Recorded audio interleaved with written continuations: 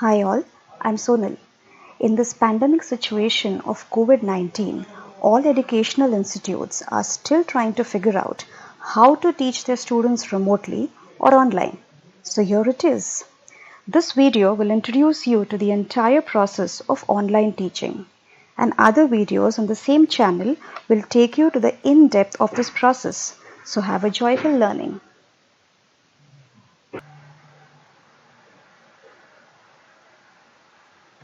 Hello everyone.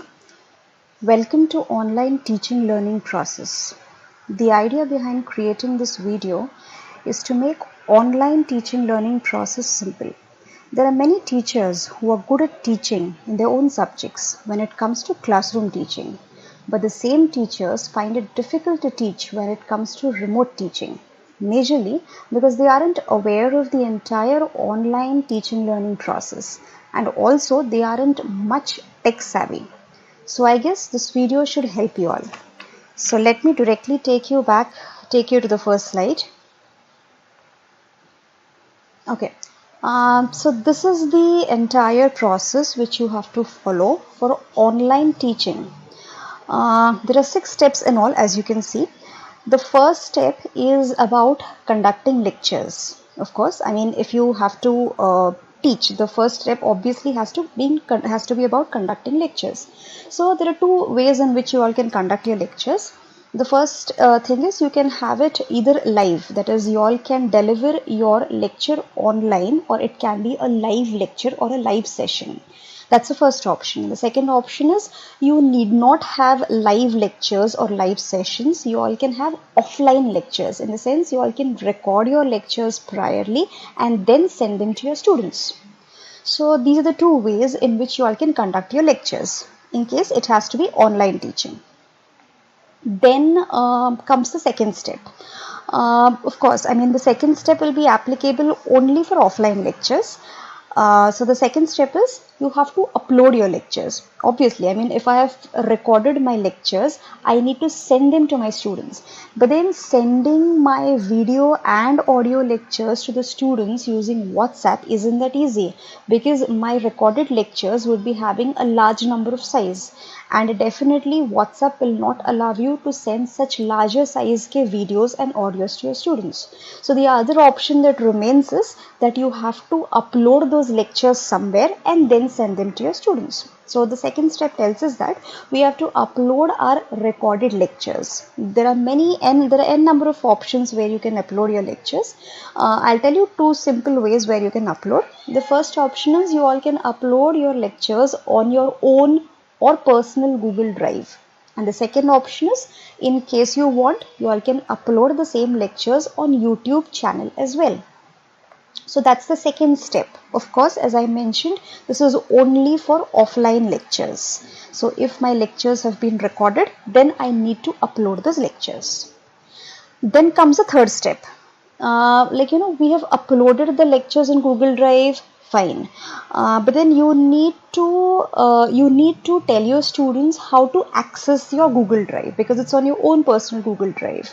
So you need to tell how to access the link of your Google Drive. So what you have to do is you have to share the link of your lectures which are present on Google Drive or on YouTube. You need to share the link of those lectures either on WhatsApp or on Google Classroom, so that when the students receive the link either of your Google Drive or of YouTube, they will be able to click on that link and they'll be able to play or listen to your lectures and watch your lectures.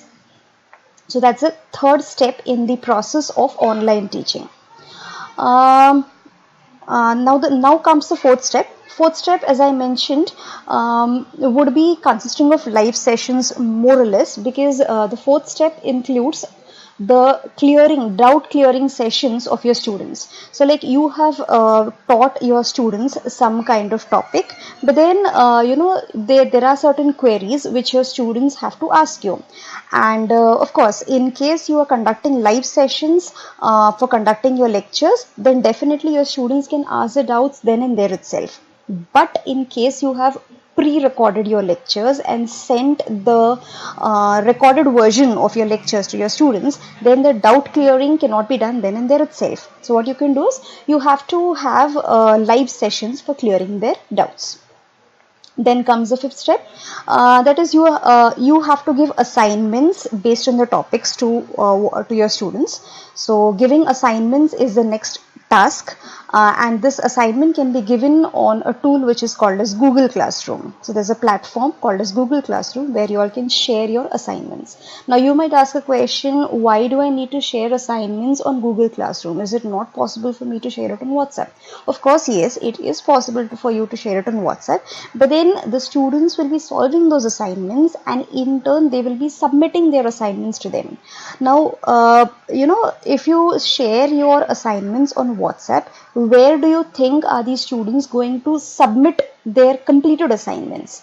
Definitely not on WhatsApp, because your class may consist of 60 students, so you definitely cannot receive 60 different messages or 60 different assignments from 60 different students. That's not possible. Hence, we have a platform which is called as Google Classroom, and on that classroom we can give our assignments or float our assignments. Then of course the sixth step would be that the students who have completed the assignment and who have submitted the assignment in Google Classroom, you need to evaluate those assignments. So this is the entire process which needs to be followed in online teaching. So let me take you to the first step itself, that is conducting lectures. Okay, so conducting lectures, as I said, there are two options. So this slide actually explains you about conducting live sessions or live lectures for your students. Let us have a look at the different available options. So in case you want to conduct live lectures for your students, there are different options that are available.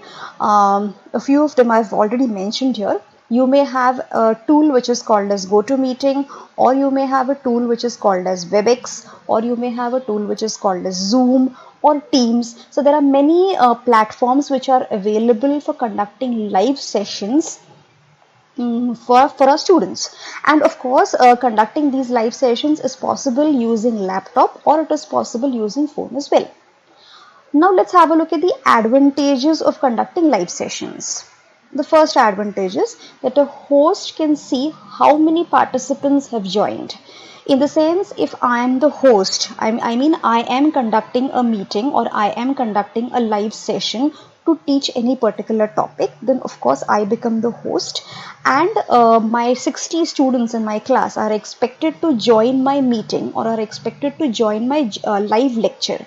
But it may not always be possible for all the students to join. So a host can actually monitor how many students or how many participants have joined my particular meeting. That becomes one of the advantage of conducting live lectures. The second advantage is that whenever required, your students can ask queries. Because you're conducting live lectures, a student can interrupt you, ask his or her query, and then of course you can solve that query then and there itself. So that of course is the advantage of conducting live sessions. Now let's have a look at different disadvantages. The first disadvantage: more disturbance, of course, due to internet connection. Yes, let me tell you that when you conduct live sessions using these platforms, that is, you have to conduct live sessions using GoToMeeting or WebEx or Zoom or Teams maybe. For conducting live lectures on these platforms, you are expected to get connected to internet. So it is only with the help of internet connection you will be able to conduct live lectures. Whereas the disadvantage in that is that because of internet connection, because of problems in internet connection, you may have quite a lot of disturbance in your lectures. You may have a disturbance in the audio, you may have disturbance in the video. And of course, as you people are aware, we being teachers, we definitely understand that if my audio or if the video is not clear, the essence of teaching is lost. So that is one of the major disadvantage of conducting live sessions. Then the second disadvantage, You need to repeat the same lecture multiple times. Yes, definitely. I mean, you have to teach a certain topic, but then you have to cater to n number of students. Like you may not always teach one division. You may teach more than one division. In case you're teaching multiple divisions, then definitely the number of participants that will do the number of participants who will be joining your live sessions would be more. And definitely all these apps do not allow infinite number of participants to be joined in your meeting. Like GoToMeeting may allow at the max 250 participants. WebEx may allow at the max 100 participants. So there is a limitation to the number of participants who will be able to join your who may be able to join your live lecture.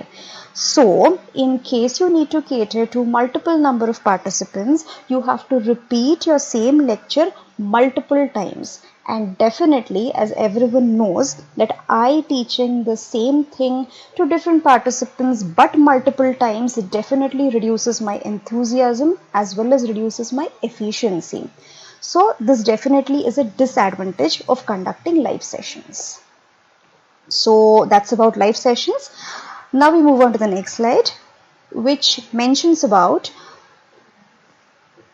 conducting lectures but recorded lectures, that is offline lectures, which means that the way we used to hold live sessions with the help of GoToMeeting or Zoom or WebEx maybe with the help of internet, here you need not do that because you're going to record your lectures priorly, and recording more or less will not require internet connection. Of course, there are many other things related to it which will be released in the next videos, but as of now I would definitely say that recording of your lectures will not require internet. So let's have a look at the available options for recording your lectures. On laptop, if you wish to record your lectures, then it's possible using a voice over PPT, or of course it is possible using screen recorder also.